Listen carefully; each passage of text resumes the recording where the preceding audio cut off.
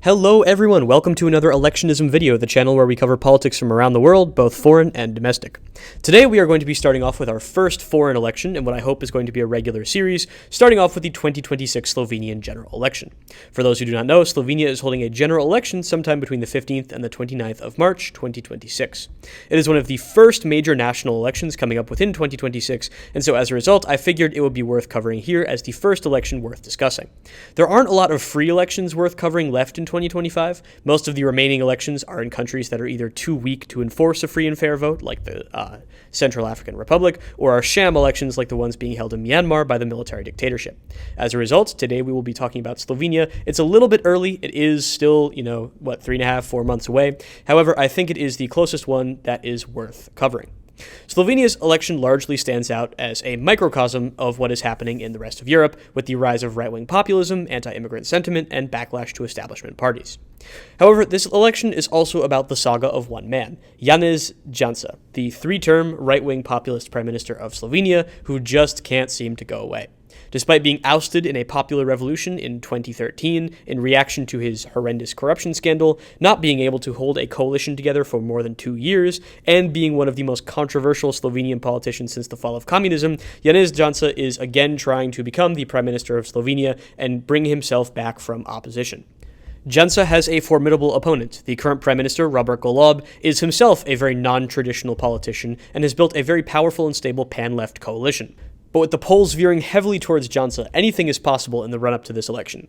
Slovenian voters will make their choice in the second half of March 2026.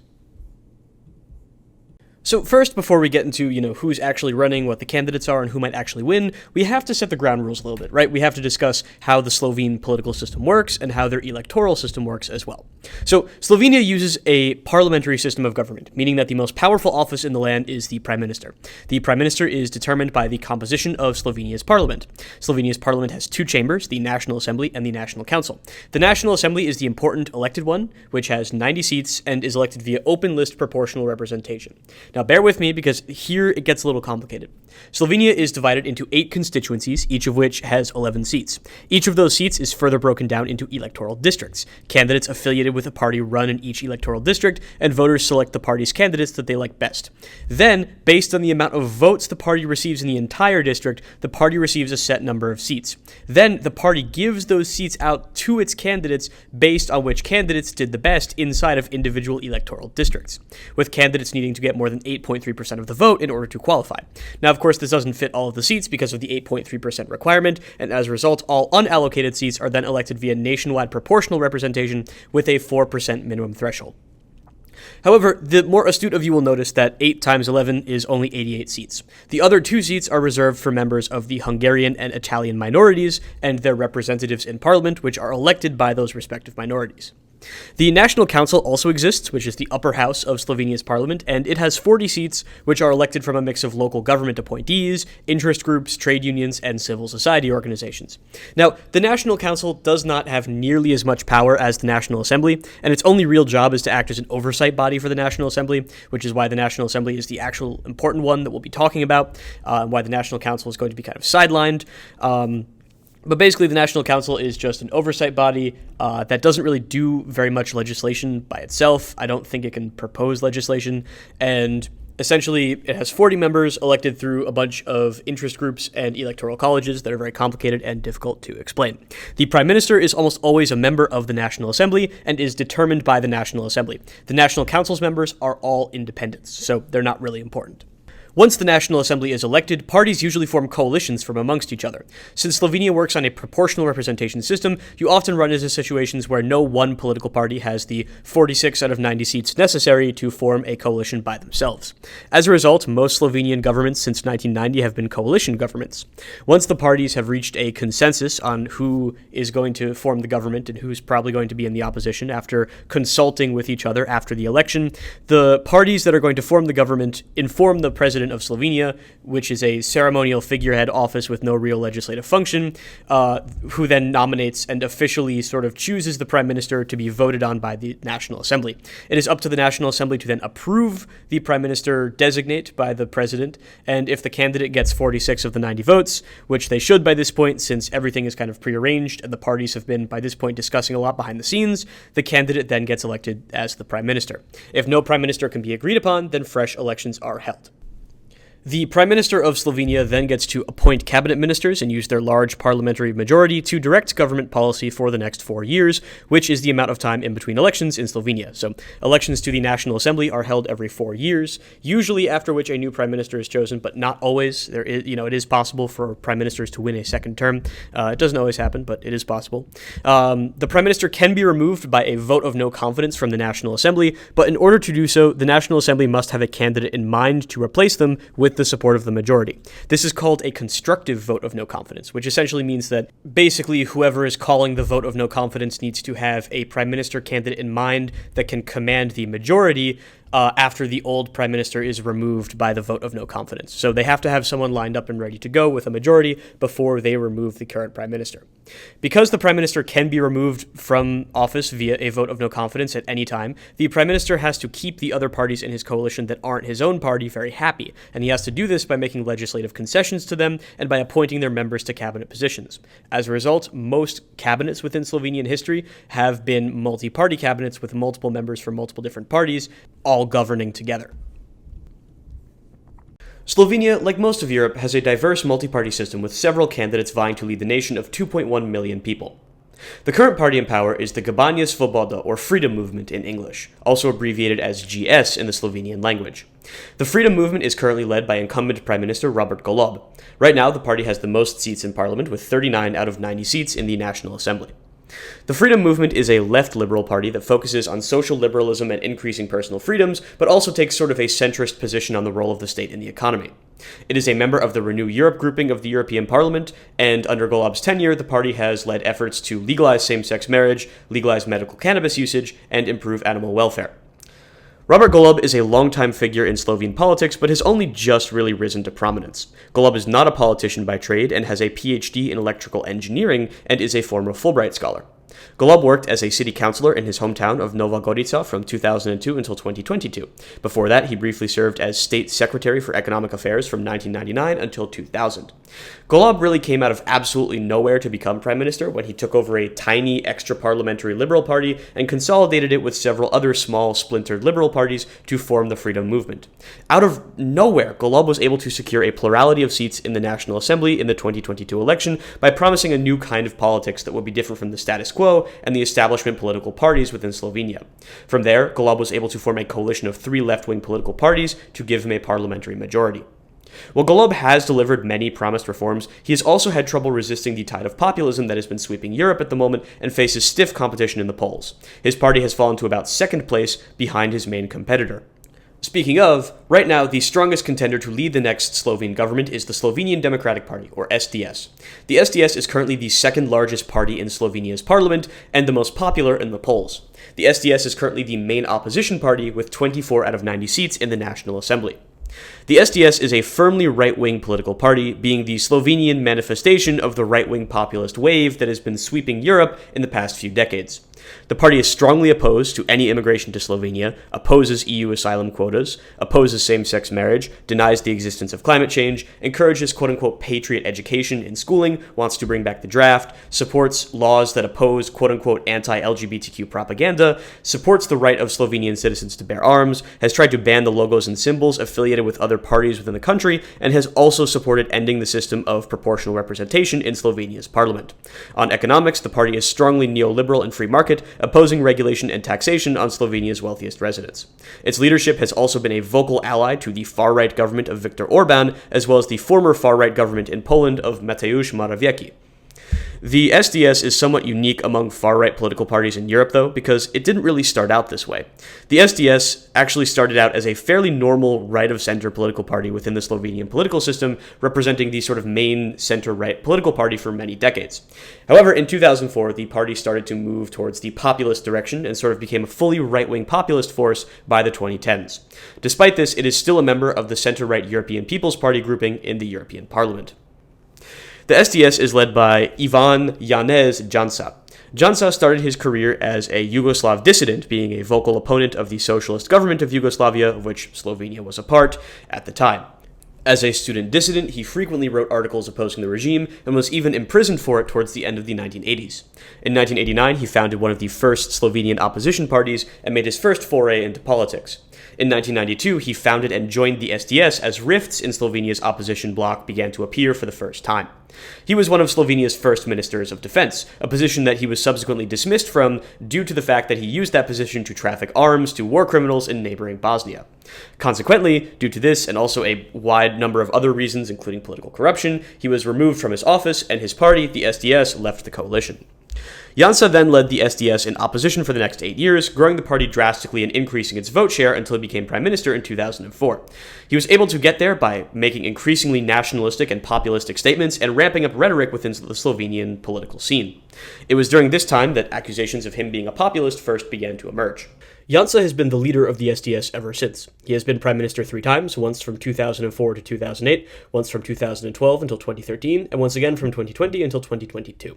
He has been a member of the National Assembly continuously since the 90s, and during this time he has been implicated in numerous corruption schemes and plots with countless allegations against him. His first big accusation of wrongdoing was, of course, the arms trafficking scandal of 1994, but even after this, he remained involved in corrupt activity.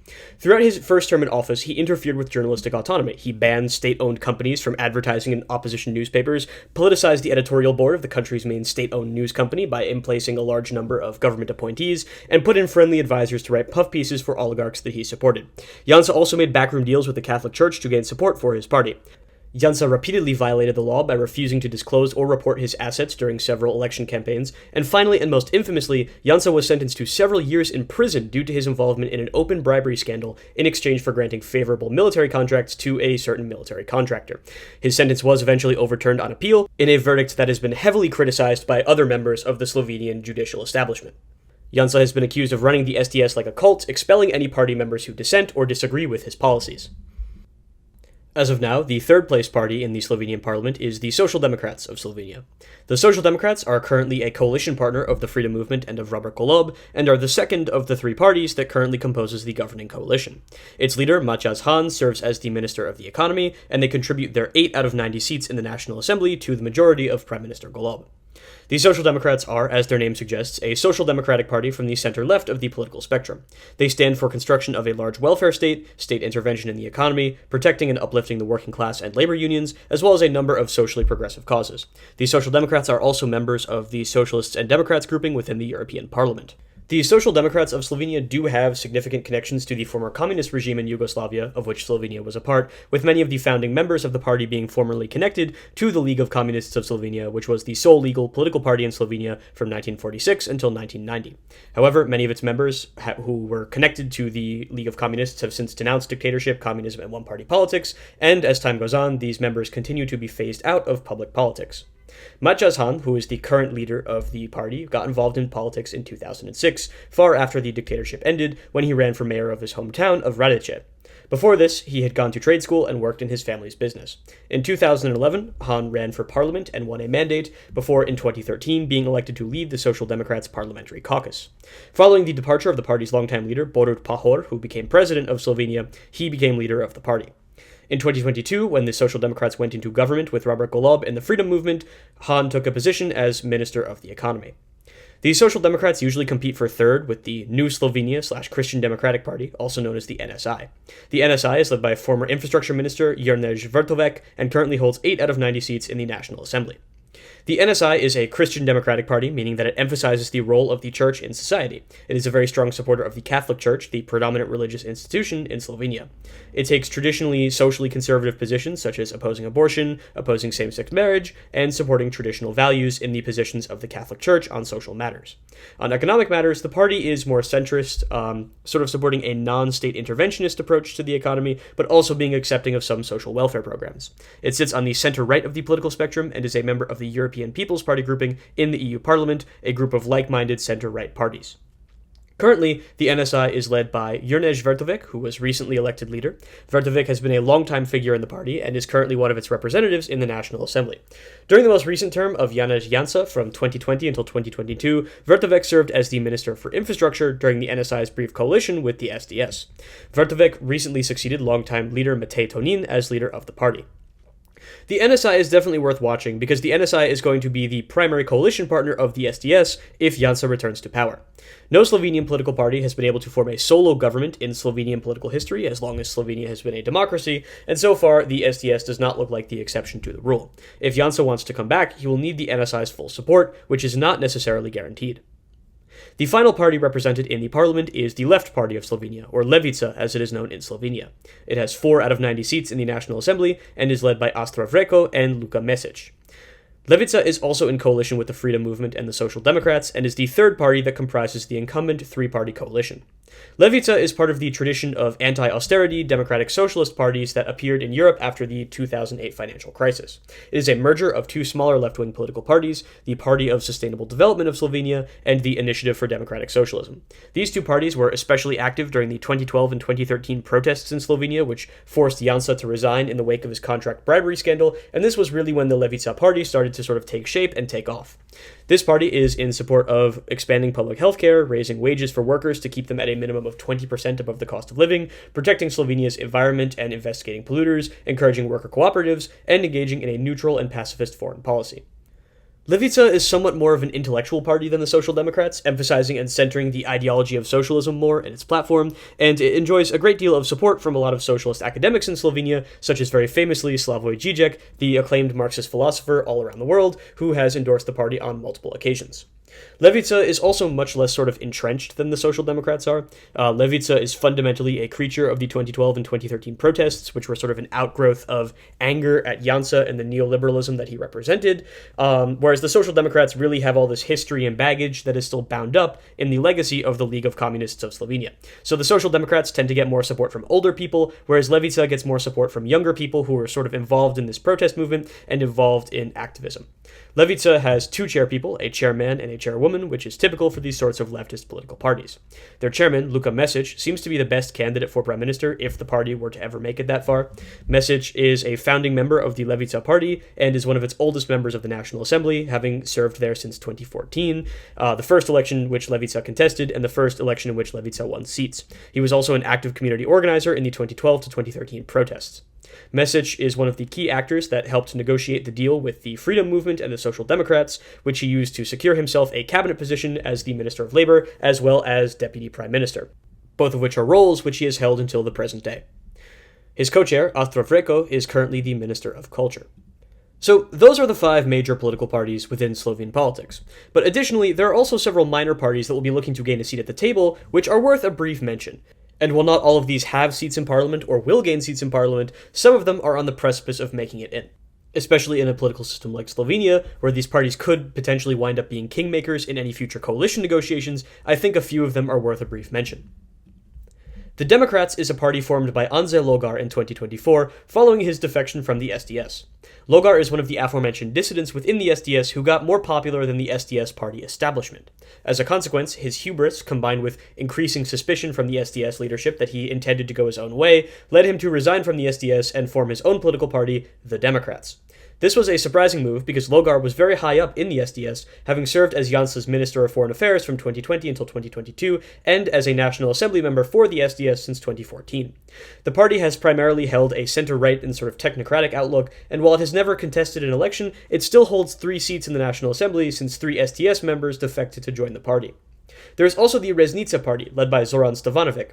Reznica was formed in 2021 in a response to the backlash to Slovenia's COVID-19 regulations. Reznica's ideology is very hard to describe, forming a sort of catch-all populist political movement. Stevanovic has claimed that the party will lower taxes, purge corruption from government, cut red tape, reduce the debt, end all welfare except for a universal basic income system, reevaluate Slovenia's position in the EU, protect freedom of speech, and ban mandatory vaccinations. For these reasons, a lot of people have described the party as a libertarian party located on the right wing of the political spectrum, although Stevanovic has denied that the party is affiliated with either the left or the right of Slovenian politics, taking a sort of neutral third position and insisting that every other party is corrupt. The party has also been accused of being a pro-Russian political force, with the party accused of taking pro-Russian money to echo propaganda narratives about the war in Ukraine. Stevanovic has been deeply involved in the cause of this party since the beginning, organizing anti-COVID rallies, and formerly having been a member of the far-right Slovenian Nationalist Party, which is actually the final party that I am going to mention here. The Slovenian Nationalist Party, or the SNS, is a far-right political party within Slovenia that also might be on the precipice of gaining seats in parliament.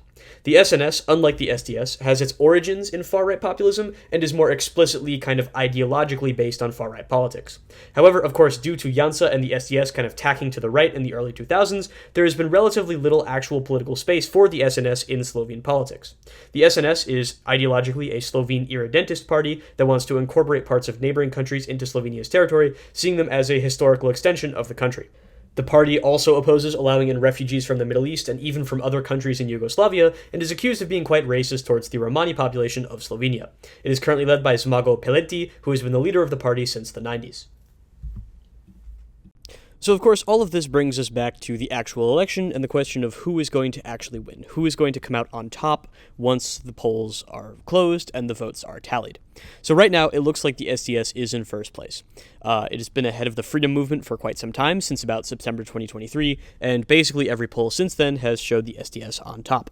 However, what we are seeing, especially in recent weeks, is that the freedom movement is rapidly catching up with the SDS and slowly closing that gap between the two of them. The most recent poll, at the time of writing, currently put the freedom movement within just 4 points of the SDS, well within striking distance. While this election will be nail-biting and close, I still think we will see the SDS come in first, but not by much. I think we are going to see the gap slowly narrow, especially as people actually come up to the election, as people actually reconsider, putting Janša, who was essentially ousted by a popular rebellion in 2012 and 2013, back in office. And I think we are going to see people, as we get actually very much closer to this election, sort of start to question their decision and maybe, think twice about re-electing Janša. So I do think that we will see a more significant consideration. I still think Janša will win and the SDS will come out on top, but I do think we will see a situation in which it is very, very close.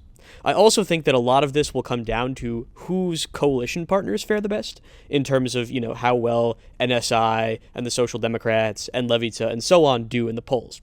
Because I think that we could really have a situation here in which, if NSI and the SDS can't reach a deal, then we might see a situation in which, even though the freedom movement came in second place, it can kind of cobble together a coalition and together have a majority with the Social Democrats and Levica that overpowers the SDS and NSI. I think that is very, very possible. I think that we will have to see if Reznica makes it into parliament. That does make it more difficult. I think that Reznica and the SNS would be likely partners to the SDS if they are to make it into office. So I think that, if there are more options besides just the freedom movement, and if, the SDS kind of has more of these sort of populist extreme right parties to work with, then potentially, it's more likely that they would be able to form a coalition and sort of reach across the aisle to these different political parties. But I think at the end of the day, it's going to come down to how the smaller parties do. Right now, the Social Democrats are in third, and the NSI is in a distant fourth. That is an encouraging sign if you are Robert Golob. You want that to be happening. The Levica party is also faring very well. It could even potentially gain a few seats, which would be really interesting. The Levica party is running on a joint list with Vesna, which is the Green Party of Slovenia.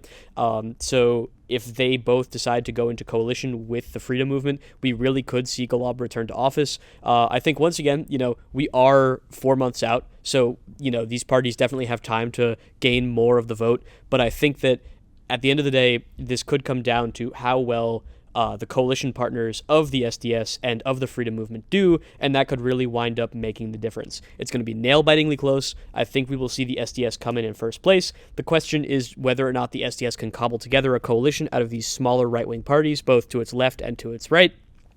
or whether or not the freedom movement is able to reform its old coalition and sort of put forward the old government again for another term. That is what it is going to come down to. Personally, I am going to predict that Janša, loath as I am to say it, will probably be prime minister again. He will probably reach some kind of deal with the new Slovenia initiative, because at a certain point, at the end of the day, the NSI, they can either be in power or they can not be in power. They can either be at the table or they can not be at the table. And right now, their only real chance of being at the table is working with Janša. So honestly, no matter what bad blood may have come between them in 2022 that triggered early elections, I do think at the end of the day, we are going to probably see them link up with Janša again, maybe with some other deal, potentially in a three-way coalition between them, Janša, and maybe Reznica or the SNS as well if they make it into government. It's hard to say what the Democrats will do if they make it into parliament. It's hard to say, exactly what they are going to do, especially because, that party is fundamentally a split off from the SDS. So, what exactly Andrzej Logar will do in, after the election, in the aftermath of the election, is really up in the air. Honestly, I could see him making a deal with the SDS. All of these men are, sort of politicians first and foremost, and are willing to, kind of preserve their own power first. And this is, of course, if the Democrats even make it into parliament, because they're not polling the best right now, and they may actually miss the mark on making it back into parliament. But at the end of the day, they are all politicians. So honestly, I could see the Democrats maybe serving as kind of a kingmaker, kind of entertaining both the freedom movement and the SDS, and kind of going whichever way the wind seems to blow. I don't think they will be the, sort of deciding factor, but I think they will go with whoever seems to be more powerful in the given moments. I think that Logar is very much an opportunist in that regard, and he will kind of just be swayed by whichever party seems to be winning the general coalition negotiations after the election. I think we will see Janša return as prime minister once again. I think we will see him, the NSI, and maybe Reznica form a coalition, and that is my prediction for who will form the next Slovene government. But I think it will be close, and I think it will come down to coalition negotiations, and honestly, I would only give my predicted outcome a 70% chance of coming to pass. There is still a lot of room for Golob to grow and to potentially come back. So now that we have gone over who the key players are and what the likely outcome, in my opinion, is, I think that it is useful to sort of end these videos off, or start wrapping them up anyway, with a brief discussion of what this means for Slovenia's relations with the rest of the world. First of all, I think that a key dynamic of this is going to be, relating to the balance of power in the European Union between sort of the, populist right-wing Orban bloc and the, sort of more establishment bloc made up of, various other sort of more center-right or center-left European leaders. And what I think we're going to see here is that Janša winning would be an addition and an asset and an ally to Orban, and he would sort of join, the Orban-Fico axis that exists within the European Union, and would act as sort of an obstacle to further European integration. I think that he would, be much tougher on migration. I think he would oppose a lot of the migration and climate initiatives that the European Union wants to push through. I don't think he would be an obstacle in the same way that Orban and Fico are. Robert Fico, that is, the Prime Minister of Slovakia. And I think that he will be a little bit different from them, because at the end of the day, Janša is someone who has been very strongly supportive of Ukraine's sovereignty. Janša was someone who visited Ukraine very early on to sort of, support Ukraine's sovereignty and pledge his support for Ukraine and for President Zelensky. So I think that at the end of the day, he won't be as much of an obstacle, and he won't agree with the bloc on every single thing they do. But for things like migration and climate policy, he could be a real major obstacle who would probably work with Hungary and, would probably block any initiative to try to, punish Hungary or Slovakia for corruption or for, human rights abuses or for, anti-democratic crackdowns and so on and so forth. Although, honestly, Orban might be in his waning days by the time that Janša comes to power, due to the fact that Orban isn't doing so well in the polls. More on that. There will be a Hungary video, I promise. But at the end of the day, Janša, at least for a little while, would alter the balance of the European Union to make the Orban-Fico right-wing populist anti-establishment bloc just a little bit more powerful. He wouldn't give them a majority, of course, but he would make them more powerful in that regard. But what about relations with Ukraine? So as I stated, Robert Golob and Janez Janša are both sort of Atlanticist, pro-EU, pro-NATO politicians. And I think that at the end of the day, they are all very supportive of Ukraine and will likely continue to support Ukraine into the future. I don't see Slovenian support for Ukraine going away in the near future. I think that they will continue to remain committed to Ukraine's sovereignty and standing against Russian aggression. I think that this will continue into the future, and they will, sort of stand behind Ukraine's territorial integrity, basically no matter who wins the election.